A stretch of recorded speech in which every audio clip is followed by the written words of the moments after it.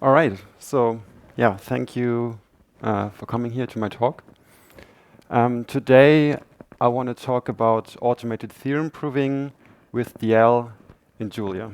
So, let's get started. So, I'm hoping to answer 3 questions with this talk. So, what is automated theorem proving?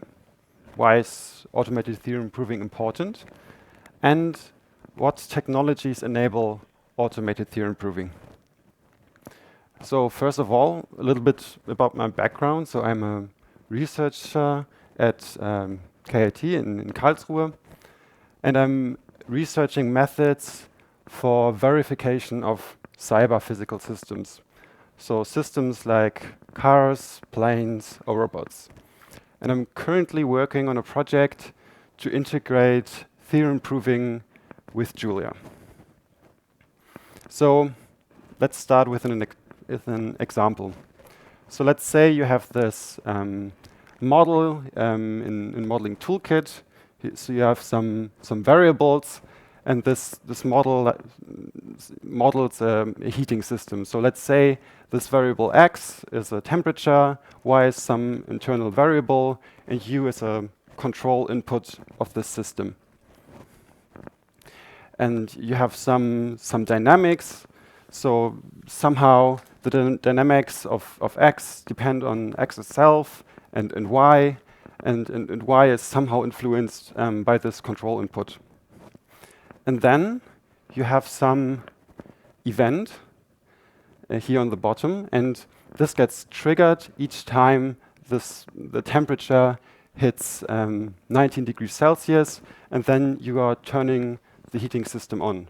So this is like a very simplified model for this heating system, but maybe let's look at this further. So what does this system look like? So maybe let's look at a plot. So initially, we start at some temperature, and the heating system is turned off.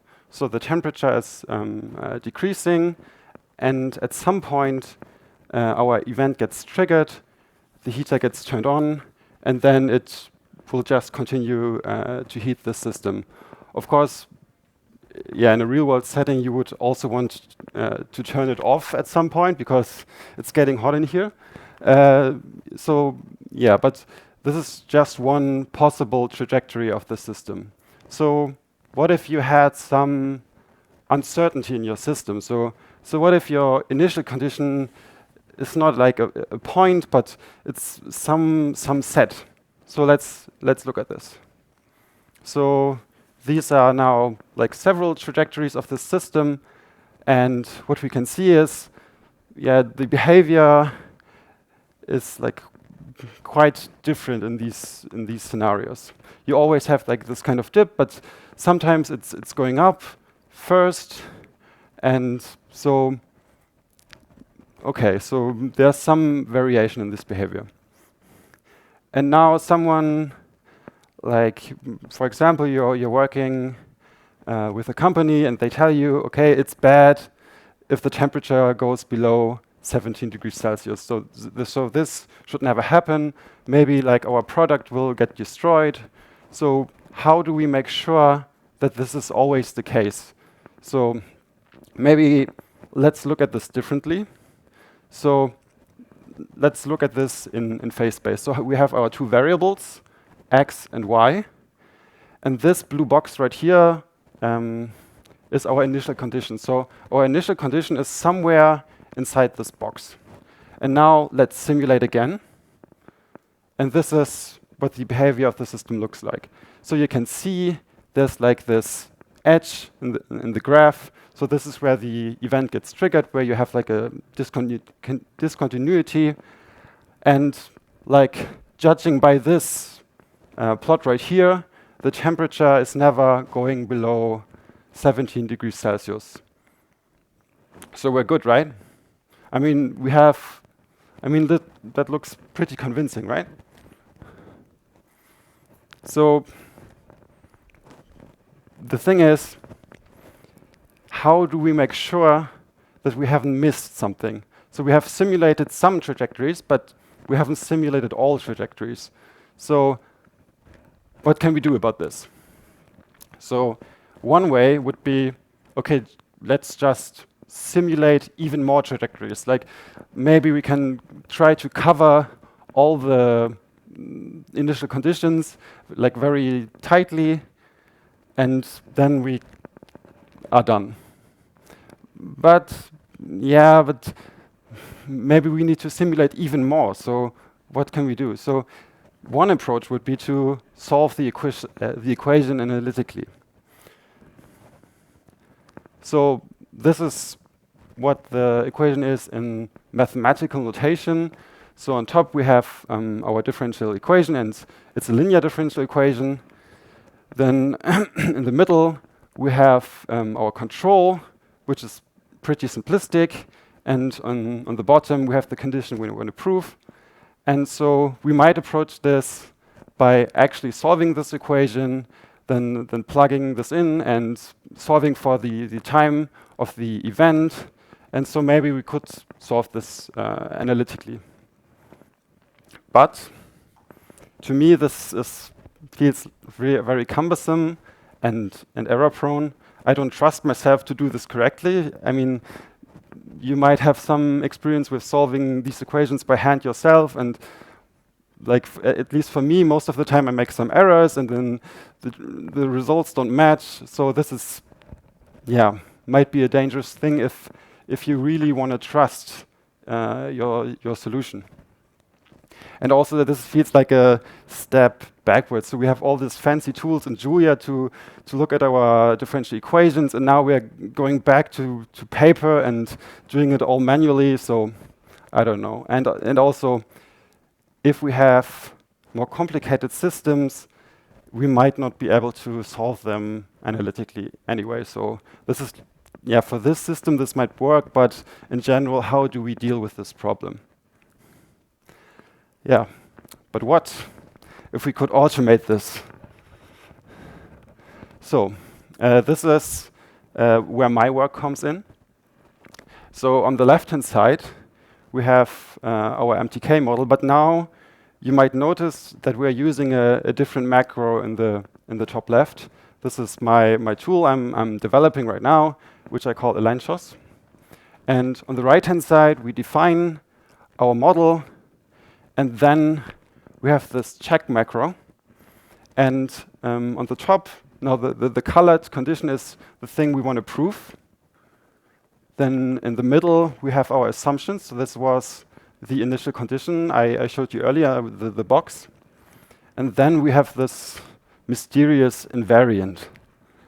And if you run this, the code will tell you, yes, it was proved automatically. So how does this work? I mean, it might say it proved automatically, but if you don't trust this, then yeah, it's worth nothing. So let's see what's behind this technology. So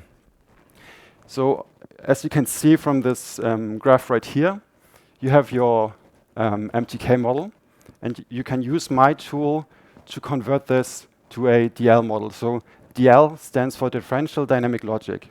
And this is a formal language to express these systems. And then this formal representation gets sent to a theorem prover. Also by my tool, this was this check macro. And then the theorem prover checks my model and sends back a response which then appears on the Julia side. And this is like the high-level overview. So let's go into more detail. So once again, on the left-hand side, we have the MTK model, and now on the right-hand side, we have a hybrid program. So this is the modeling language inside of this differential dynamic logic that is used to express these kind of systems. So let's go through this expression to see what's going on here. So on top, we have our assumptions. Then here, this is the event that takes place. And it might be like a little bit unfamiliar for you, but this question mark, this is a test. And basically, if this test gets passed, the execution gets continued, and otherwise it gets stopped. And then this plus symbol right here is a non-deterministic choice. It's a little bit similar to an if or else, but it chooses either the left-hand side or the right-hand side, but there's no condition on it. So it's a non-deterministic choice. Then here on the bottom, you have the differential equation. And then there's also something that might not be familiar. So there's this so-called domain constraint after the and symbol. So this takes care of this event being actually triggered. And then here you have this these rectangular brackets, and this is the so-called box modality. And here we are saying that after every run of this hybrid program, we want to ensure that this condition that the temperature is greater or equal than 17 is true. So this formally describes the thing we wanted to prove. So, okay, now we have like written down the thing we want to prove, but how do we prove it? And this is where I come to the foundations of theorem proving, axioms, and rules. So, yeah, what kind of axioms are there? Let's look at this. So, I have like just a few of these axioms. So, like in actuality, there are quite a lot of these axioms that are being used, but I have selected a few so you can get a feel of like how this works. So on top, I have some axioms that deal with the discrete part. So, for example, in the top left, you have this axiom for the non-deterministic choice, where you have either the left-hand side or the right-hand side gets selected, so A or B. And this can be equivalently expressed in a conjunction on the right-hand side.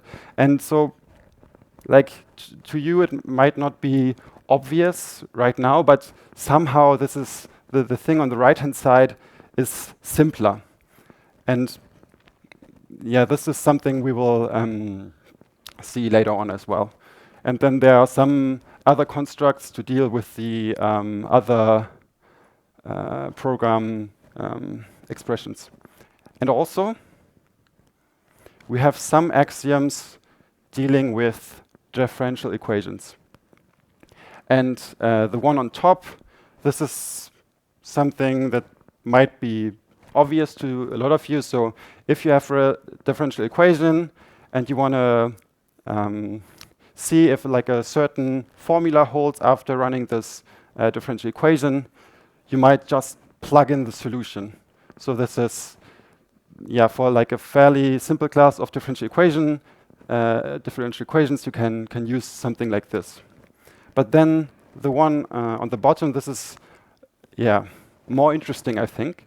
So this is about invariances. So you might ask yourself the question, so I have this certain property, and does this property get preserved by the differential equation? So for example, if you're starting in a circle, does the run of the ODE always stay inside of the circle?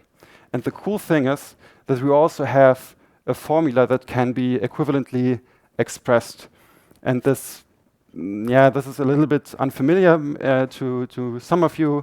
So the star notation is, just signifies some higher order Lie derivatives in a certain sense. But I will go back to this point later on, why this is pretty cool, this formula. And then there are rules. So the thing I showed you earlier, these were axioms where you had equivalences, but these are inference rules. So on the top, you have the assumptions, and on the bottom, you have the conclusion. And these rules get used in a theorem prover behind the scenes.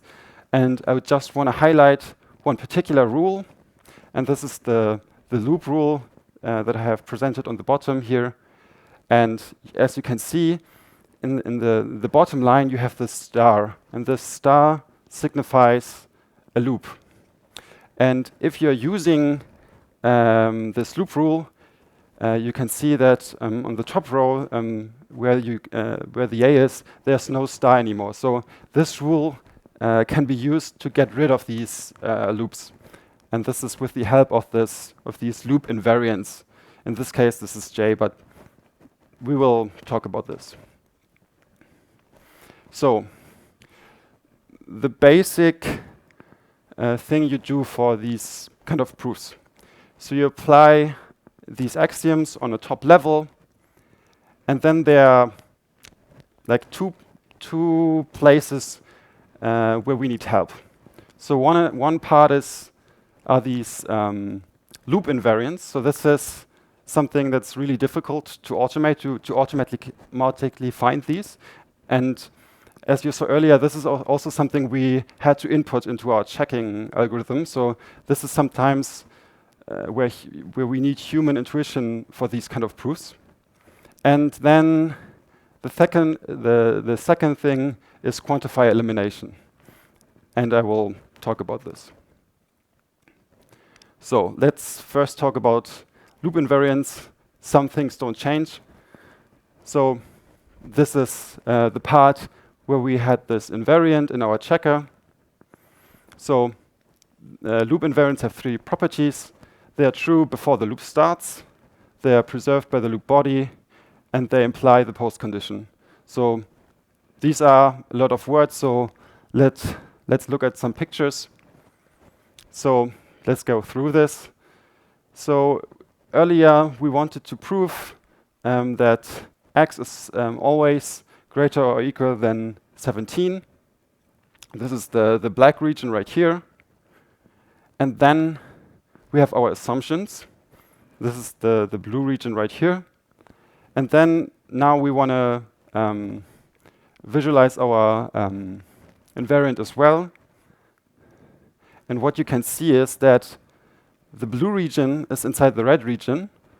So this is the first condition we had for the loop invariant. So the assumptions have to imply the invariant. And then the red region is inside the black region. So the invariant has to imply the post condition. And this is what it looks like. So this is a loop invariant that actually works. And then now let's talk about quantifier elimination. As I would like to say, Tarski's miracle. So there's this theorem that says the first order theory of the real closed fields is decidable.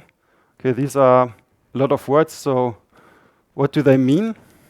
So basically, you have statements about polynomials involving inequalities or equalities, and then you take some logical connectives like AND or implications, and then you can check whether these statements are true using an algorithm.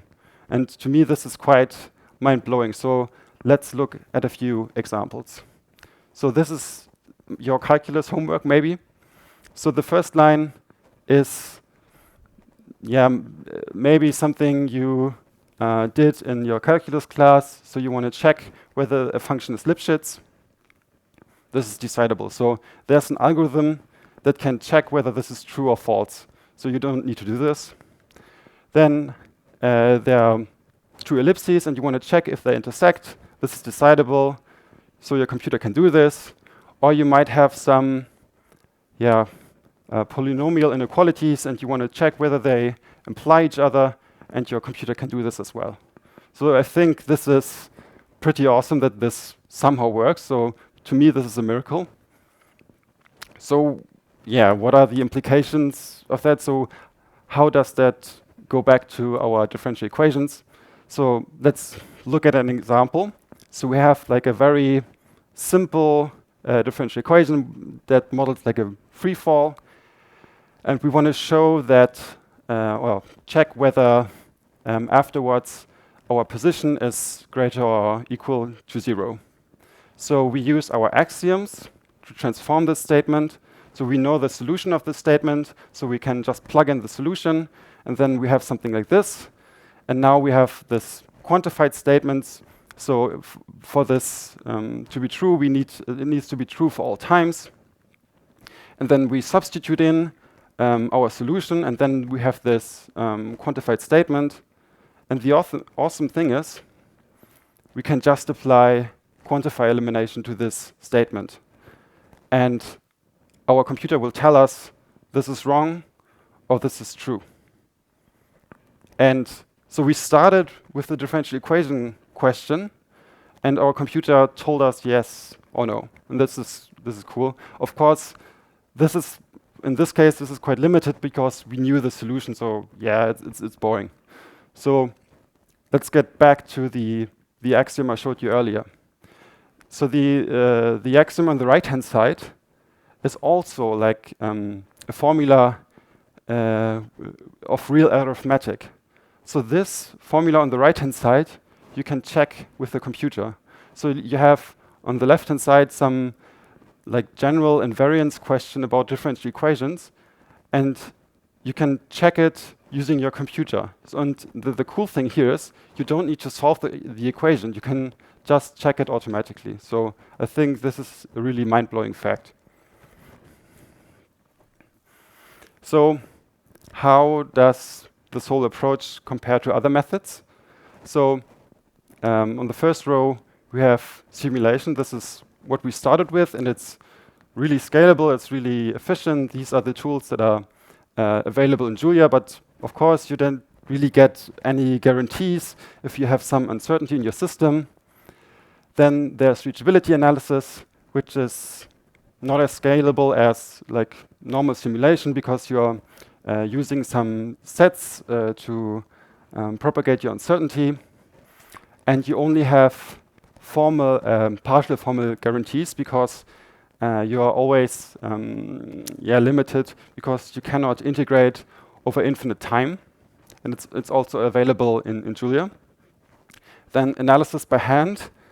Yeah, it's might not be really scalable, and you also rely on human accuracy for your proofs.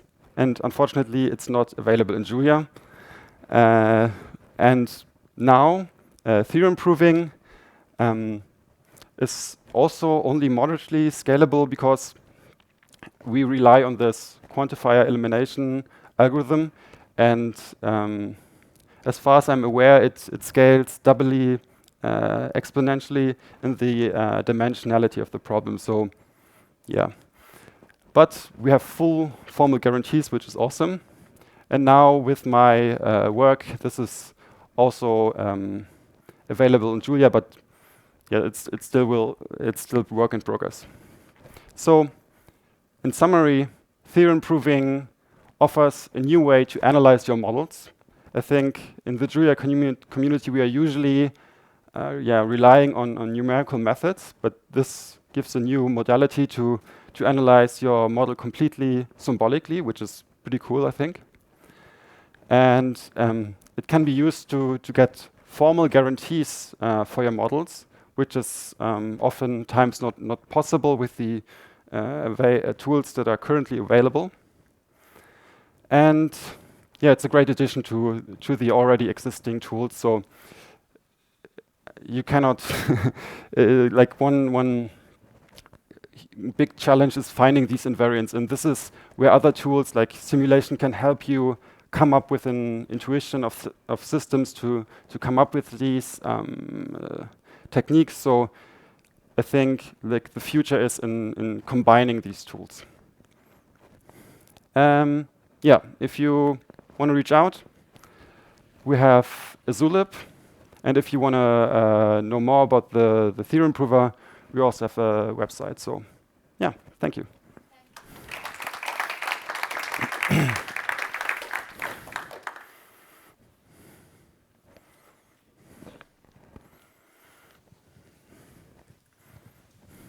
All right, so the answer might be obvious, but so in the case of nonlinear differential equations, Yes. without an analytical solution, I assume the model won't work. No, The model? or like the framework. Or It works.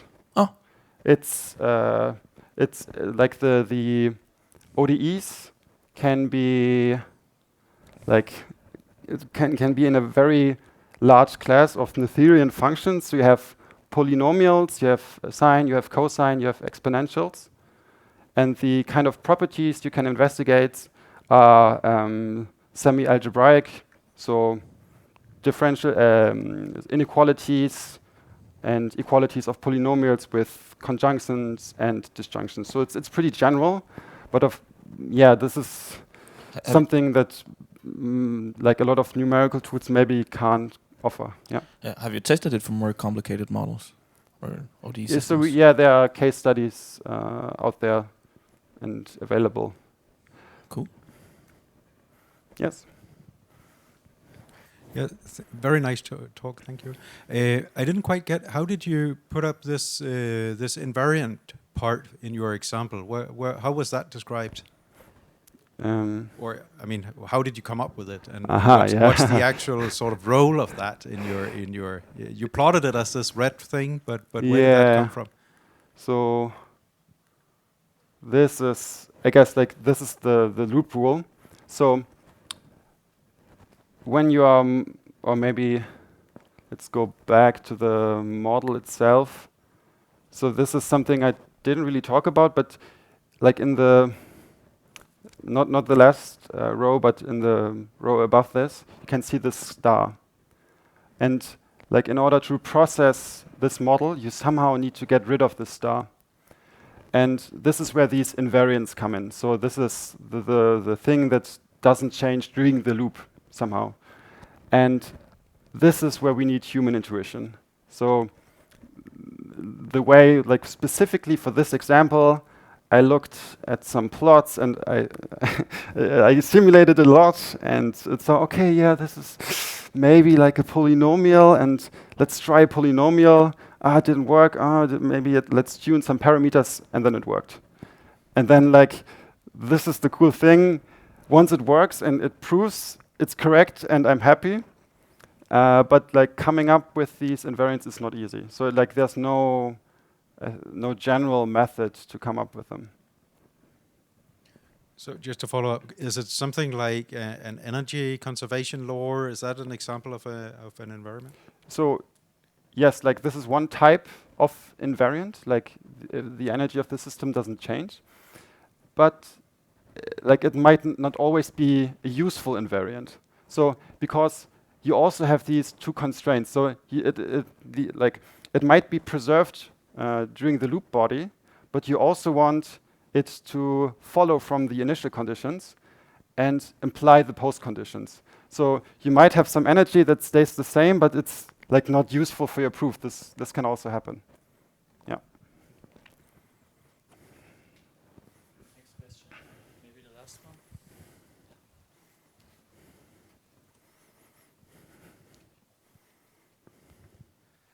Thank you for the talk. Can you give us more of an intuition for the spirit of the core rule that you had there for proving the differential part of the proof here? The second differential rule, not the one where you have a solution, but the one that breaks it down in terms of the derivative. Can you repeat the question? Yeah, can you just give us like an intuitive sense of what that equation means at the bottom? Oh, okay.